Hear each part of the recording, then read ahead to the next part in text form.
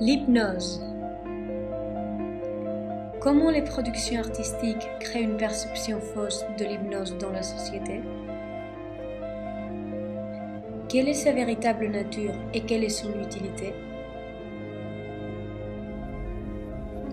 Les débuts de l'hypnose sont contemporains à l'invention de l'écriture, c'est-à-dire il y a plus de 5000 ans. La première trace vérifiable de l'utilisation de l'hypnose est en Égypte il y a 3000 ans, sous le règne de Ramsès II. En revanche, il semblerait que les Sumériens, c'est-à-dire les habitants de l'ancienne Mésopotamie, l'utilisaient déjà il y a 4000 ans. Au cours des années, la pratique de l'hypnose a commencé à se diffuser.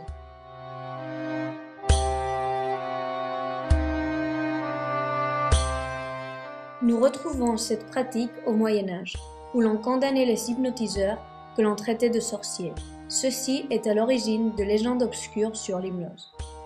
À partir du XIXe siècle, l'hypnose commence à être acceptée, et il y a de plus en plus de recherches, dont les plus importantes celles de Jean-Martin Charcot et Sigmund Freud. Au XXe siècle, l'hypnose est un thème d'intérêt pour le cinéma par sa dimension sur le contrôle de l'individu, qui est ce que l'on retrouve dans la plupart des films. Comment se forment les préjugés sur l'hypnose? Nos préjugés se forment dès l'enfance, qui est l'étape d'apprentissage la plus importante de notre vie, là où nous retenons le mieux tout ce que nous écoutons et voyons.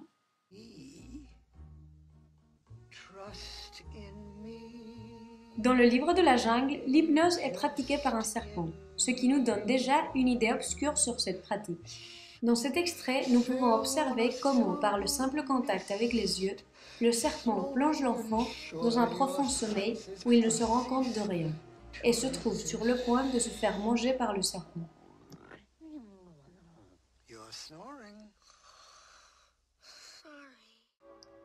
Dans le court-métrage de Disney, Le secret est dans les yeux, le célèbre canard Donald hypnotise le chien Pluto. Premièrement, le vidéo insiste sur le fait que le sujet à hypnotiser ne doit pas être très intelligent. Ensuite, Donald utilise des lunettes spéciales pour hypnotiser le chien. D'autre part, les mouvements de ses mains semblent ceux d'un magicien.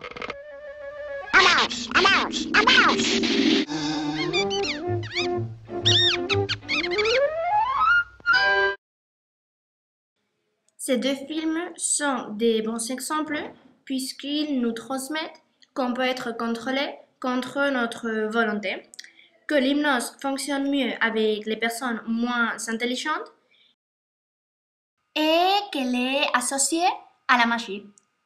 Comme nous pouvons voir, ces concepts sont complètement faux. En outre, nous retrouvons d'autres concepts faux dans des films et des séries pour adultes. Dans Le sortilège du scorpion de jade, un hypnotiseur de spectacle se révèle être un malfaiteur qui hypnotise ses victimes pour commettre des vols. Dans cette scène, nous voyons comment le sommeil est induit par le moyen de la pendule, qui selon l'hypnotiseur a des grands pouvoirs. Une fois hypnotisés, ils commencent à dire tout ce qui passe par leur esprit. Les personnages sont ensuite hypnotisés par téléphone. Ils sont induits au sommeil par un mot qui sert de détonant. Ainsi, ils sont obligés à commettre des vols. Dans le journal d'un vampire, nous voyons comment l'homme utilise ses yeux pour hypnotiser et contrôler une jeune femme.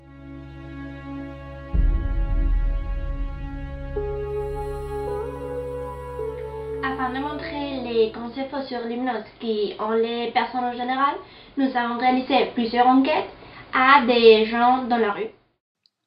Nous avons demandé à ces personnes s'ils ont déjà assisté à un spectacle d'hypnose, et 88% ont répondu que non. Comme la majorité des individus n'a pas eu contact avec l'hypnose, ils ont décidé erroné sur celle-ci. Alors, à la question « À quoi associez-vous l'hypnose ?», une grande majorité, c'est-à-dire 30% des enquêtés, l'associe avec le contrôle de l'esprit. Ensuite, 15% l'associent à la magie et un autre 15% avec des thèmes obscurs et des pendules. Seulement 40% des enquêtés l'associent avec la thérapie et le sommeil, qui correspondent réellement à la technique de l'hypnose. En fait, ce que les personnes ne savent pas est que le vrai usage de l'hypnose est la thérapie. Alors, des enquêtes sur l'hypnothérapie ont été réalisées. La question « Croyez-vous que l'hypnothérapie soit efficace ?» a été posée et uniquement 40% des enquêtés croient à son efficacité. Cela explique les données de l'enquête suivante où nous pouvons voir que seulement 7% des individus ont eu recours à l'hypnothérapie. D'après ces enquêtes, nous pouvons donc constater qu'il y a des préjugés envers l'hypnose et en conséquence, cette technique n'est pas souvent utilisée.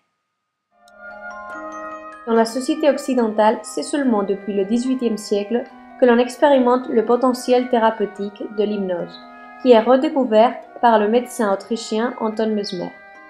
Mais ce n'est qu'en 1955 que la British Medical Society reconnaît l'hypnose comme une procédure médicale. De nos jours, l'hypnothérapie est une méthode thérapeutique qui fait exclusivement appel à des moyens de l'inconscient afin de traiter des problèmes. Elle travaille sur les états de conscience modifiés permettant de mobiliser les souvenirs enfouis et les ressources profondes de l'inconscient.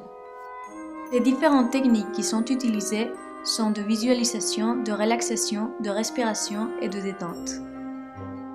La plupart des théories psychologiques considèrent que de nombreux problèmes personnels et relationnels ont leur source dans l'inconscient des êtres humains. L'hypnothérapie repose donc sur le fait que l'inconscient du sujet se défasse de ses idées nuisibles et les remplace par des idées plus justes ou qui correspondent mieux à nos intérêts personnels.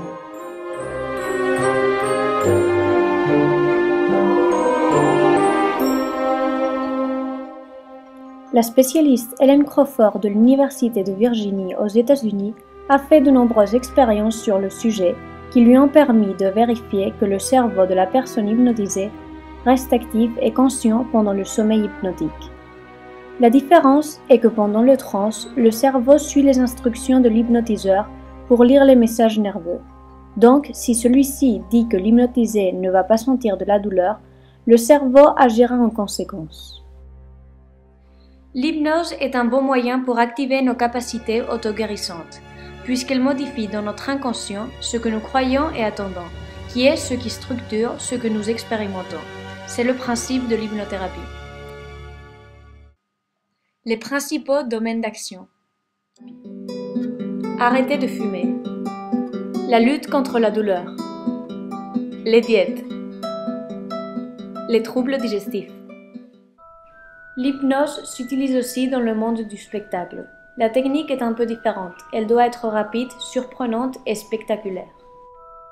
Les hypnotiseurs de spectacle ne s'intéressent qu'à des personnes avec qui ils obtiendront en quelques instants l'effet recherché, ce qui n'est possible qu'avec 50% de la population.